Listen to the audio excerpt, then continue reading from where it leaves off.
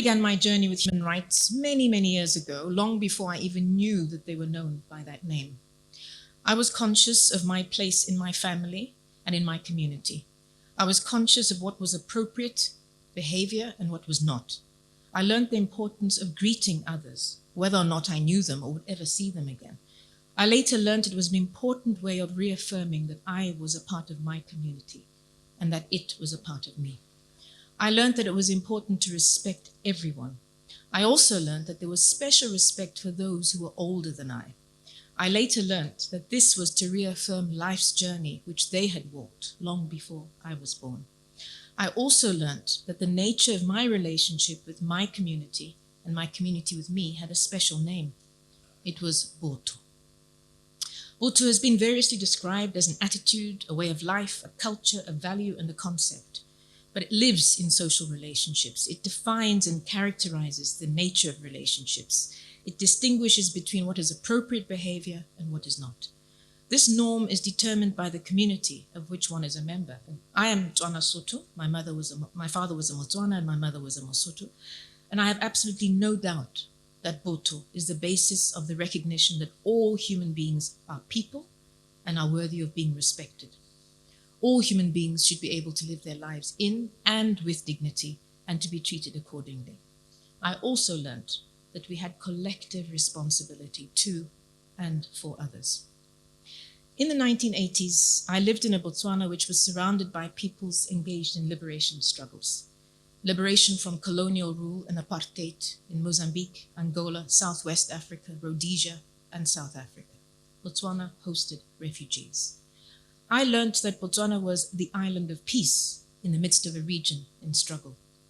I also learned that as a result, we were vulnerable to attacks which were justified by those resisting liberation.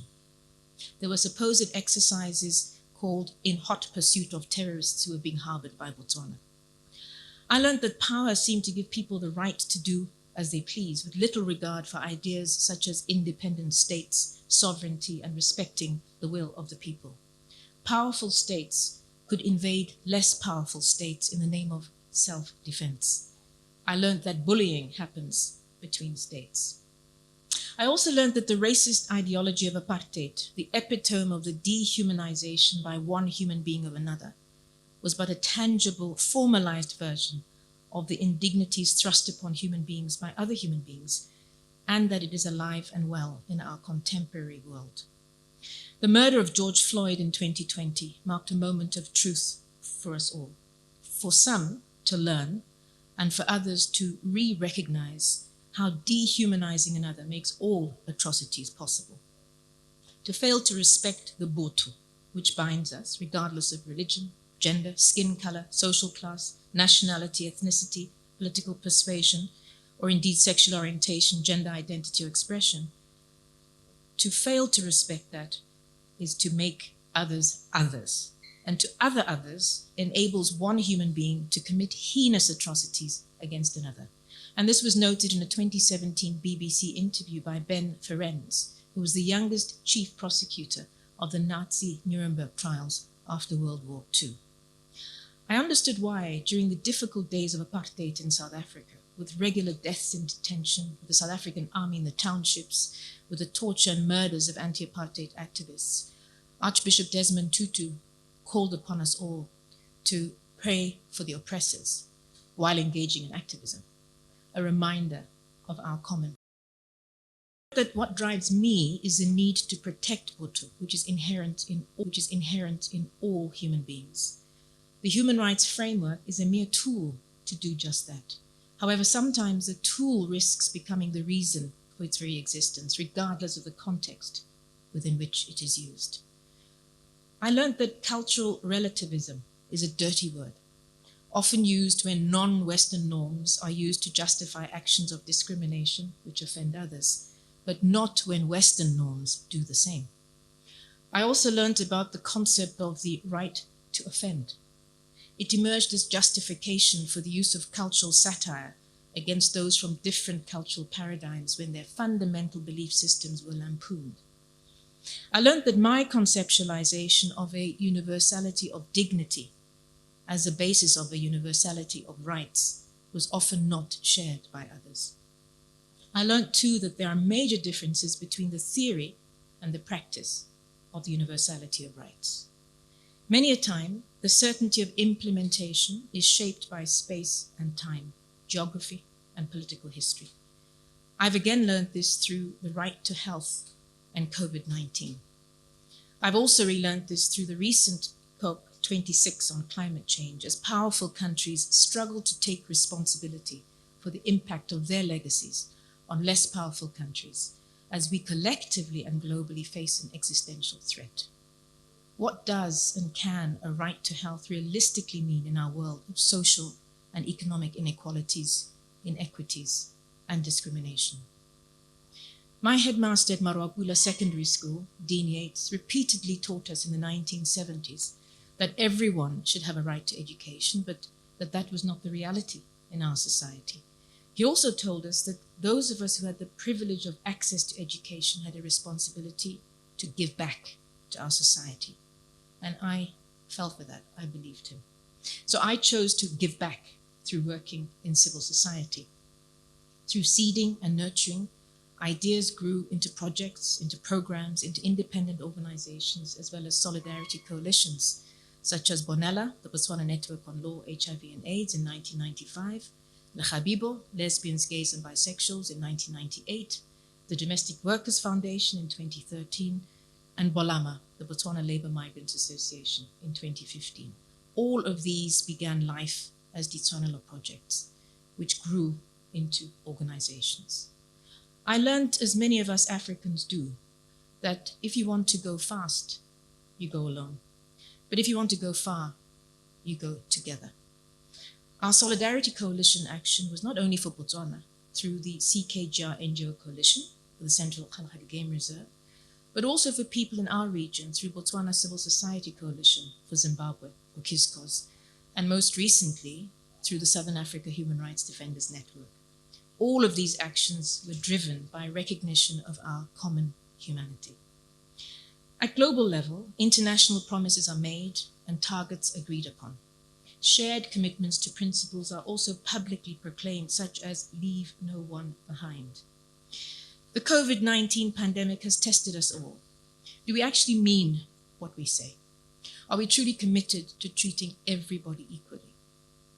As Dr. Alikija of the African Union Vaccine Delivery Alliance stated on the 28th of November this year, the latest variant appears to be a result of, quote unquote, the world's failure to vaccinate in an equitable, urgent, and speedy manner, as well as of, quote unquote, the hoarding of vaccines by high-income countries. The politics of it all was sharply displayed in what she described as, quote unquote, keeping the unvaccinated Africans out, through the immediate travel bans which were implemented targeting the southern African countries of Botswana, Eswatini, Lesotho, South Africa, Namibia, and Zimbabwe. This was later extended to include the entire Southern Africa region by countries in other regions which themselves began to register cases. So will the travel bans be extended to all the countries which register cases, I wonder? Are we prepared to address the legacies of our varied histories of racism, of colonialism, and other forms of abuse, of power and exploitation? That in 2021, we should be applauding the return of a minuscule portion of African property stolen during the colonial era as part of the colonial project marks a teeny-weeny step along a long journey of reckoning, apology, and acceptance. This includes the return of the Benin bronzes to Africa. According to some reports, approximately 90% of Africa's heritage is not on the continent. We too need to look into our own societies to address not yet atoned for acts of injustice towards one another. That in 2021, we should be debating whether respecting intellectual property rules and unequal power relations is more important than ensuring justice and the saving of lives is deeply disturbing. Where is the Boto in this scenario? I've learned that those with power, political, military, and money power, can exercise it without regard to the Boto of others. I've learned that this self-centered exercise of power can happen in the family, in community, nationally, regionally, and globally. The inequitable access to vaccines marked yet another moment of truth for me. So you were right, Arnold. COVID-19 landed on the uneven grounds of socio-economic and cultural stability. Some were less terra firma than others.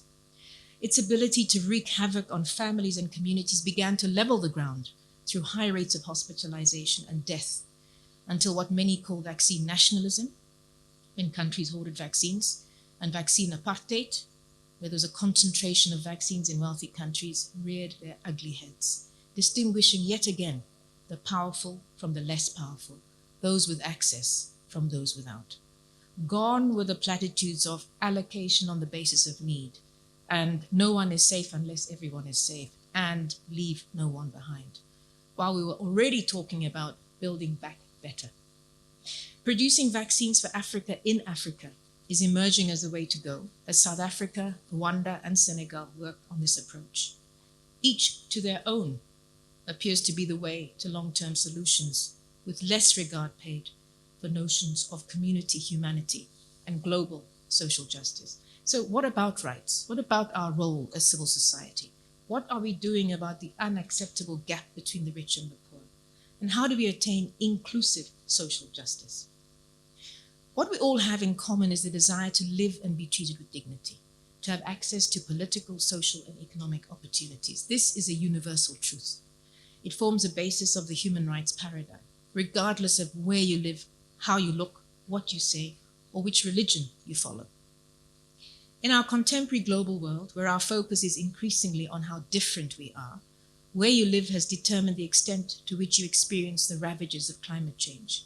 How you look determines your social acceptability. What you say may make you a foreign agent and a danger to the safety, stability, and reputation of your country. And which religion you follow determines whether or not you're considered to be a terrorist. The universality of human rights speaks to a universal commitment to ensuring that the dignity of everyone is protected, both as individuals and as members of their communities.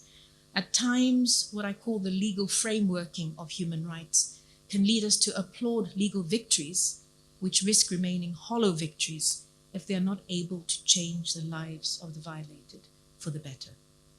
Does a legal recognition of, for example, the right to health lead to increased access to vaccines in our unequal world? We see this too in the international and regional declarations, conventions, and covenants. These are all lofty expressions of good intent, but our daily challenge as human rights activists and defenders is how to make those real for those whom we serve and accompany on the ground. What I've learned is that democracy is rooted in recognizing the value of the person, the motho. Botho is therefore the bedrock of our democracy in Botswana. It should in turn provide a conducive environment for the recognition, promotion, protection, and respect of human rights. It all sounds rather straightforward, right? However, societies are held together by the glue of culture, which is not static and which is open to change. Whenever I have had doubts about how to make sense of confusing situations, I turn to what I know best, my North Star, Botho. I've learned that our culture shapes our thinking, our worldview, and how and where we see ourselves fitting into the world. It also shapes our understanding of human rights and how they can be implemented with respect for one another, with respect for diversity of thought and opinion, and engaging with one another with respect. So what does democracy mean in Botswana? It would appear that we have slipped into the formalistic cut and paste version of 3 arms of government, regular multi-party elections, independent judiciary, independent institutions, and what else? It has become a box-ticking exercise. Perhaps it always was simply that for many of our people. How do we make it mean much more? How do we shift the discourse from us being what Uli Golazinski has referred to as political consumers of democracy to true participants of democracy? For Botswana, process is critically important and colors the legitimacy of its outcome. If it's not inclusive and consultative, it's followed in rote fashion and it effectively loses its meaning and significance. For human rights to truly take root in our society, the concept has to be an inclusive one, which is understood by our people. Botho has been understood and accepted as part of our DNA for generations. Although this does not always seem to be the case for our youth, who continue to explore ways of finding the fit between the global world and Botswana, for longer than those precious Twitter seconds. Active citizen engagement needs rootedness for it to be sustained. This is a challenge of our times. And how can we effect it? Leadership, mentoring, supporting, active listening, and constructive engagement are critical. Human rights activism is not a time-bound project able to be assessed by logical framework tools of analysis. It has no expiry date. It is a lifelong mission. That we live in an intricately interconnected world is not disputed, as the recent drowning of the 27 migrants in the English Channel between France and the United Kingdom has shown. What has shockingly emerged is a blame game between two countries and finger-pointing at those engaged in people smuggling instead of cutting to the chase. Authoritarian governments, climate change, violence, and economic opportunities drive migration. Governments need to be realistic about the drivers and existence of migration, as well as their own roles in all of these. Inclusive social justice needs to be truly on their agenda, tackling causes and not only symptoms. The opportunities which I've been given by others to experience, to make mistakes, to grow from and through them, to journey and to just be, have all provided me with a rich tapestry of valuable learnings. Through my work at the presidency of the FIDH, the International Federation for Human Rights, through my board membership of the International Service for Human Rights, the International Center for Not-for-Profit Law, as well as the other foundation, I've learned of violations across the world, from Zimbabwe to Yemen, from Afghanistan to Brazil, from India to France, from Belarus to the United States of America, and from South Africa to Sudan. And I've learned that solidarity with those being persecuted for holding different opinions, for having different religious beliefs, for looking different, can be shown through protest action, through social movements, through litigation, lobbying, and activism. This has been my minute contribution from Botswana to the efforts of selfless human rights defenders, activists, and communities. In conclusion, I believe that FES can continue to play a critically important role in supporting, not leading, us as we rediscover who we are, as we see what needs to be done to build back better, and as we determine how best that can be done as we journey along that path. We are at a global crossroads, faced with major population displacements due to floods, droughts, wars, deficits of peace, and non-accountable leadership. I believe that we can focus on the reaffirmation of the universality of dignity, that which reaffirms our human connectedness, our boto. With that, accountability for past wrongs, prevention of future wrongs, and honesty about current wrongs can provide us with hope, trust, and faith in one another. This will be the basis for democracy and social justice for all. In a recent conversation, Lorata Moalusi and I agreed that we need to pass the values on to the next generation, about our work being based on conviction, a mission, a calling. It's more than just being a job. We stand on the shoulders of those who have gone before us. We should never be under the illusion that we can do anything on our own without others. I've learned too that cultures can learn from one another. In 1785, Friedrich Schiller wrote, and this is an English translation, "Thy enchantments bind together, what did custom stern divide? Every man becomes a brother, where thy gentle wings abide." In 1824, Ludwig van Beethoven immortalized this in his Symphony number 9, Ode to Joy. It later became the national anthem of the European Union. As I draw my comments to a close, I'd like to thank each and every one of you present and online who have journeyed with me so far, sometimes in peace and sometimes under less peaceful conditions. We still have some way to go. In thanking you all, I wish to dedicate this honor to my parents, the late Archibald and Lina Mogwe, to my Marapula Secondary School headmaster, the late Dean Yates, to our Botswana patron, Archbishop Emeritus Khoto Makudu, who strongly encouraged my work on Basara San issues, to Archbishop Emeritus Desmond Tutu, and to my families, my Botswana family and my own family, Ruth, Mark, Bahumi, and Musebe. They've all, every single one of them, played a hugely influential role in my life, and I thank them all from the bottom of my heart. Thank you, Ke a leboga, and dankie schön. Thank you.